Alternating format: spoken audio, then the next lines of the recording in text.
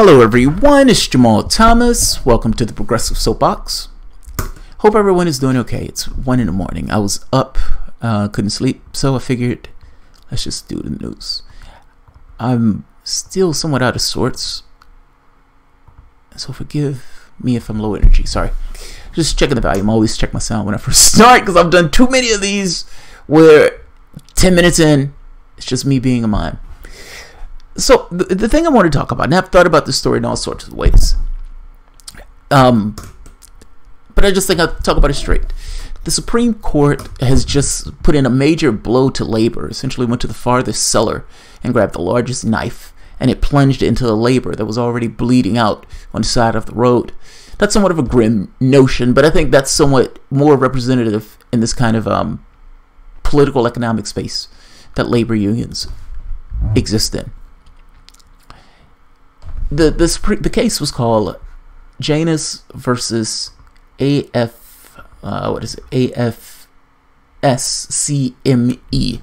and essentially it's just made right to work the law of the land, at least in regard to public sector labor. Just as a nutshell, what this means is labor has to represent a person, whether that person is paying labor dues or not. That's the nutshell of it. Let's say Bob works at a company that sells widgets. Let's say Bob, for whatever reason, is a right-winger, and he doesn't necessarily see the value of labor. He doesn't see how labor rises his wages. He doesn't see how labor fights for those things that he likes, like vacation days and maybe healthcare. Like how it fights for the benefits that he wouldn't necessarily have had if it wasn't for organized labor in the first place. But Bob doesn't see it. So Bob decides that he doesn't want to be a part of his labor. He doesn't want to pay his labor dues. He doesn't want to be a part of it. Well, that labor still has to represent Bob, whether Bob pays labor dues or not. The issue here was labor was like, well, look, if you don't pay your dues, you should be able to pay your dues. We're representing you. Labor doesn't now, it drains it away. So this labor that was already bleeding has now, once again, just from a logic standpoint, drained away of resources. You can't have a situation where there are, let's say, 100 people in a company, one guy in the union, and that one guy is supposed to represent the 99 that's in that company. Not so much. It bleeds away support from labor just from a logic standpoint. If you have to represent me regardless, why do I need to give you anything? That's the law of the land now. Look, I don't look at this from the standpoint of one specific thing, even though this is pretty bad. I gotta be honest, I kind of assumed this was going to take place. And this is bad from two counts. From a political space, well, labor is like a Democratic Party functionary of sorts. At least they used to be partners. But from a worker space, which is the part that I care about a little bit more, your ability to organize, your ability to push back against the excesses of greedy capitalists has just been diminished. This is a war. And I don't mean that purely in a figurative sense. From a political context, this is a war. And what the left sometimes forgets is that this is a war. These things are battles along the line of a longer conflict that has taken place, where you have one section of the population that wants to get as much of the resources that they can get their hands on, and this other section that as the bombs fall, they don't even have their musket loaded. Look back to what things were like before FDR. FDR was a blip, and they've clawed those gains back, one after the next, after the next, after the next. The Democratic Party has essentially looked at you with a solemn face and grabbed your ass and getting you to vote for them, knowing full well that they are not representing the interests of either labor, meaning the unions themselves, or the people themselves who are part of that labor. Let me say it this way. If the perspective of the Democrat hasn't been to the benefit of labor, and we continuously look back to like the 40s to figure out some way to go about our affairs, stop looking back. Stop looking back to the future. That's essentially what's taking place. If they want to go after your labor unions, okay, shouldn't we do something that goes a little bit beyond labor unions? What is the problem in this situation? You have elites who want to get as much as they could possibly get of the resources, and you have everyone else who's just fighting for just the basic things that they need. Pretend for the moment that some people exist in the world, not from the standpoint of right or wrong or morality or any of this stuff, just from the standpoint of action and consequence. And from their standpoint, the thing that is in our way from a political standpoint and from an economic standpoint is organized labor. We need to break those things that's getting in our way politically and economically, in which case you find people who would do that. This guy who Donald Trump put in that office, do you know that plutocrats have been paying off politicians in order to attack labor? They've been doing this for years. In this case, one of the main guys who was paying Trump, essentially, one of the main guys who was paying Trump was behind many of the people who were essentially attacking labor unions. Worker co-ops. Stop going back to the past. Worker co-ops. And I'm saying this from just a basic position. If you look at this as a larger conflict, where one side has decided we need to break the knees of the things that is preventing us from getting as much as we can possibly get, then what do you need to do? Don't you need to go beyond where you typically are? So I see nothing wrong with supporting unions. That's not what I'm getting at. I'm getting at the point of the conflict here is that you have two sections of your population that are at odds with one another. Well, those are somewhat irreconcilable. You have the greedy who believe that they've earned what they got and they believe they should be able to get more. And you have everybody else. We pretend in our society as if that's not true. Meaning we pretend as if we're a United States. We're not a United States. We're not a United States. I'm sorry, we're not. And I don't even mean from the standpoint of being divided by identity. I'm talking about the standpoint of class. One section of the population is getting an overwhelming amount of the resources, and that is utterly insane. Labor unions, the tepid way in which people fight back against the excesses, even that is too much to bear. So those also need to be broken. I'm saying that the elites in this situation don't need to be there. Of all the things that you need in your society, you need resources, and you need people to man those resources. You don't need the elites to be a part of that process. The argument that I would make for people who are running in the political space is worker co-ops, worker cooperatives. Make them explain to the public why workers aren't bright enough to run their own affairs. That even though they run the plants and keep the lights on and take out the trash and everything else, they're not capable of manning the stuff themselves. Make them explain that. The beauty of worker co-ops is you get rid of the elite. That's the first point. Meaning the guy who's getting $20 million is no longer a part of your process. That guy should have never been a part of your process. And then the second point, that stuff is made in the States, not going to be sold anywhere else, meaning we're not shipping the job over into China or some other country, and the people are being paid decent wages. Workers owning the means of production. That's not a public takeover in this case, so it's not this kind of socialist utopia. But if you're talking about one step forward, that would, in some degree, move the ball to what I would consider to be a better space on the left. Your goal is worker cooperatives. You can do this. All of these people pushing the federal jobs program. This would be an amazing thing to initiate this. Meaning, if you're for the federal jobs program, use some of the money that's going to be for that to allow investment into worker cooperatives. Have those things spread all throughout the nation. Imagine a situation where the gap between the wealth, where getting rid of the income inequality gap becomes something that's actually taking place. Not something that in this kind of mythical thing where we're just going to take more money in taxes.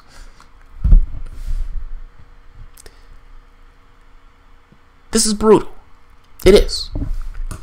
But it's not like they aren't solutions. The problem is the solutions are held up in a particular political party that is co-opted and in no way would have this particular conversation. Nothing changes. My thing to labor is you are working with a party that regards you extraordinarily lowly for your role in getting these people elected. It's time for you to get something else out the deal. That's all. There needs to be. Let me read this part before I end this, because I just want to read this one last part. I just want to make this point. Worker co-ops. I can't say it enough. Who's going to say Look, I don't want to have more autonomy in my affairs. I don't want to essentially make a higher salary. Oh, those aren't things that I want. Nobody in their right mind is going to argue against that. Now, what I will tell you who would argue against it, you would have a plutocracy that would hate that idea because they understand that that undermines any level of authority that they have in this political process to choose who they wish and wish not to hire. Workers themselves will gain a certain amount of autonomy in their affairs. I can't get this across well enough. I'm just trying to make this point that worker co-ops eliminates the elite in the process. And this struggle between union and labor, and the boss class or the master class goes away. It evaporates. It's no longer there because you've eliminated one of the parties in the process. You've eliminated the fat. You've eliminated the quote unquote the boss. You've eliminated the boss. I'm going to put workers of the world unite. I'm reporting you all. Matthouse, right? You've been infected by Russian propaganda. Look, I wish workers. There is a class distinction in this country, and in a weird way, this country doesn't talk about class. I don't understand it. You can see it. It's like the bombs are falling, and they've left their muskets and they've left their pitchforks sitting on the counter. Bombs are falling around them. For the last X number of years, all of these gains have been ripped away from them, and they've still sat there, going further into debt, not making any particular more in their salary. And then would have this weird thing of when the government can take steps in order to do it, because of their political values, they don't necessarily want to intervene from a governmental standpoint, meaning kind of like an FDR jobs program, this federal jobs guarantee that the people are talking about now. That should have been on the list before. I'm just saying. Worker cooperatives moves the ball down the line. That's all. No, it doesn't change the capitalistic system. But higher wages, less expropriating jobs overseas and that type of stuff. Yeah. Workers having more autonomy over their life. Yes, it's a better workshop. I think the U.S. doesn't talk about class because they need to split from everything British, and Brits are obsessed with class. No, the United States doesn't talk about class because they don't want the argument to take place of why do you have so much and why do we have so little. Meaning the people who own the airwaves, people who for the most part are in the political space, are of a particular class. And the last thing they want is you talking about, hey, why are you of that particular class? Why does Nancy Pelosi have $100 million in the bank? Should a person have $100 million in the bank when other people are living on the streets? That's a little indecent. That's uncomfortable to have a conversation about. When Klobuchar came out and said, I don't want them talking about class, and I called Nancy Pelosi and Chuck Schumer and told them to shut up about, talking this billionaire stuff. It's because they know on some gut level that they don't deserve it. Who's the first man? That's what I want to know. And who gave that first man anything? I'm trying to make this subtle point that ultimately there was no one here to give anybody anything. Anything that was given was taken by blood to some degree. The guy robs your purse and tells you that now he owns it because he stole it from you. Well, Nancy Pelosi has $100 million in the bank, and you do have some people who've created their companies and everything else. Those things are under a particular system where people have a stupid human trick that allows them to somehow manifest cash. Congratulations. Most of that cash, however, is just cash that was rents. People sitting on stacks of money that's accrued money over time. Every so often you have people like Jeff Bezos or whatever. But understand, those people it is impossible for those people to have made their wealth without the roads, the lights, the people who are taking out the trash, the people who man the barricades, all of these other people that make up a society. Their capacity to maintain and procure that wealth is impossible without all of those other people who make society work. I would say, in fact, the people who make society work are even more important, because the fact is that money is not real. I would make the case that there should be no billionaires if there is even one person that's homeless. Period. I stand by that. I would never move away from that, because I think that's utterly true. the cashless system is not necessarily real. The suffering that people encounter is. One thing is far more important than the other. My point in this is this. It's not because of Brits. It's because they don't necessarily want to talk about why they have so much and everybody else has so little. That's in media and that's in politics. But I need a fourth home, Jamal. Why do you have to hate success? Like Klobeck, he's like, how do you Klobeck said? He says it's anti-aspirational. No, asshole. They're requirements. Do you understand that if it wasn't, what would your life be if you didn't have to pay for school? Or if your health care at the point of care? And you understand that all of those things are additional costs that you yourself have to take on as an individual. Meaning you could get hit with $100,000 bill. And let me tell you, even if you have insurance, you will be eaten away by the costs that take place if you get any kind of major illness. Hell, it doesn't even have to be major. I'm making a point to you that part of the reason that your government exists is to help you live your life in somewhat of an easier way. If that's not doing that, do you really want your government to be used purely at the behest of some kind of corporate plutocracy where they advantage themselves at the expense of everyone else? Look at this tax deal that went through. Look at the tax on Obamacare. That's even tepid in and of itself. Your life could be easier. Your life should be easier. You have enough wealth in this country to get rid of poverty like 7 times over. It is hoarded by a certain class. It's hoarded by a certain class. Clueless Klobeck. He's not clueless. He just doesn't give a shit about everyone else. Just jumped on. Worker co-ops is similar to family-owned concept. Yeah, that's fair. But the worker co-op thing, it's not like 4 people running it. It's the company itself. I mean, people, look, the worker co-op can organize itself in any particular way it wants. But ultimately, it's just the workers themselves making decisions along the direction of the company and the decisions that come up for the company. That's all. American public is so easy to manipulate.